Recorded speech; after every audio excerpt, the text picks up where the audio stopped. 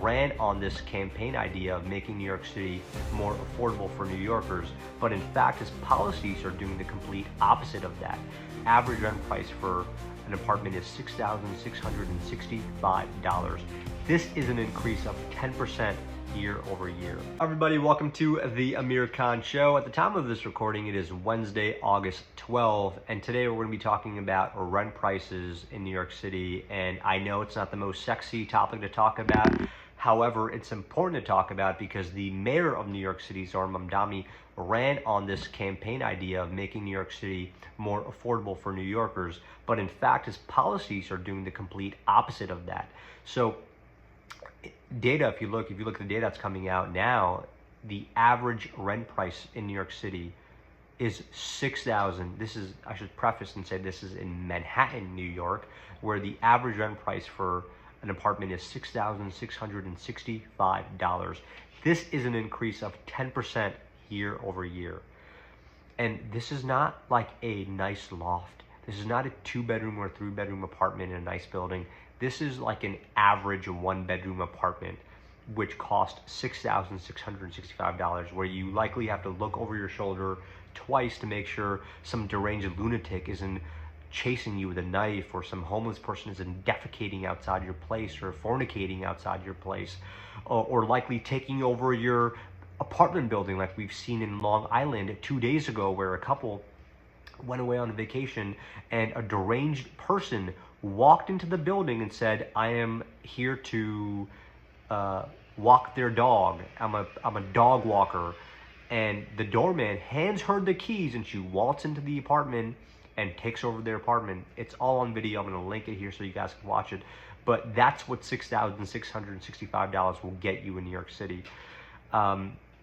So let's talk specifically about why the rents are going up. So number one is because you have a 10% tax increase in New York City, where Zohran Mamdani implemented. When you have taxes going up by 10%, you also have insurance that goes up, you have maintenance that goes up. And so all these three things cause owners to raise rent.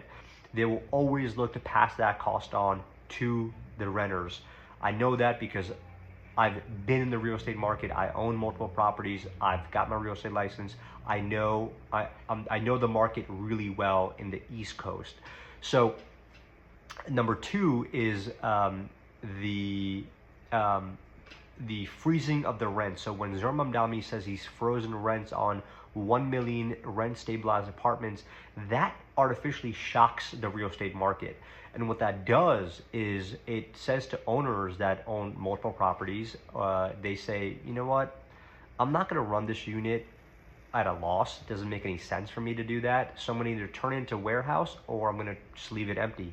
And when they leave it empty, we call those ghost apartments. So in China, I'm sure you've heard of things or the phrase called ghost cities, where they've overbuilt cities and there isn't enough demand to fill the supply that they already have. In New York City, we have a similar problem where we have ghost apartments. Now, in New York City, we have enough apartments to house every single New Yorker, but because of the government telling owners how to run their properties, it's caused this restriction from owners to say, no, we're not going to do that. We're not going to, just because we're not going to run it. We're not going to run it at a loss. So that's just the natural demand of supply. That's the natural supply and demand economics. It's basic economics is what it is. And if you want to go even further, look at the pied-à-terre tax. I may be butchering that name. I think I have it here somewhere. Pied-à-terre tax, New York City, Zohran Mamdani has implemented. That's another shockwave to New Yorkers, where he ran on this promise of, okay, well, I'm going to raise, I'm going to implement this wealth tax on people with second homes that have a second home that's worth over $5 million.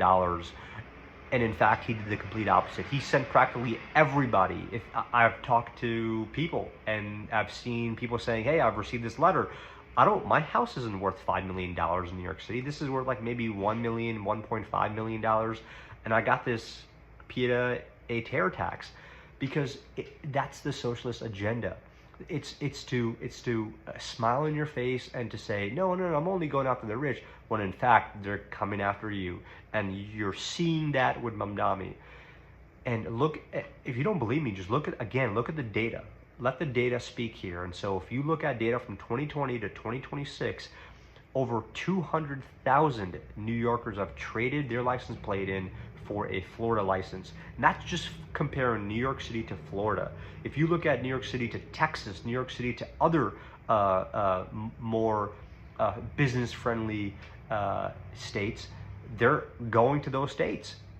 So again, you've got a massive boom in Florida because of the net exodus of people, over 200,000 people leaving. You've had about $15 billion leave. Yeah, about $15 billion left New York City from 2020 to 2026. Estimates have that up to even $50 billion. You have hedge funds, and you have asset management firms. You have Ken Griffins of the world. You have Bill Ackmans of the world saying, look, we love New York City. This is our home. We want to invest here because we love the people. They're the smartest, the most competitive, the most hardworking people in the world. It's the best city in the world.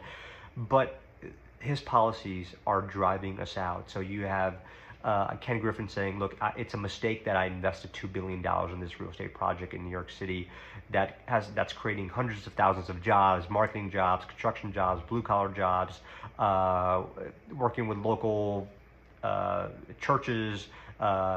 So again, you have people leaving New York City. I mean, just recently, Florida took out an ad in Midtown Times Square that said, thank you to Zohran Mamdani for creating all these jobs in Florida.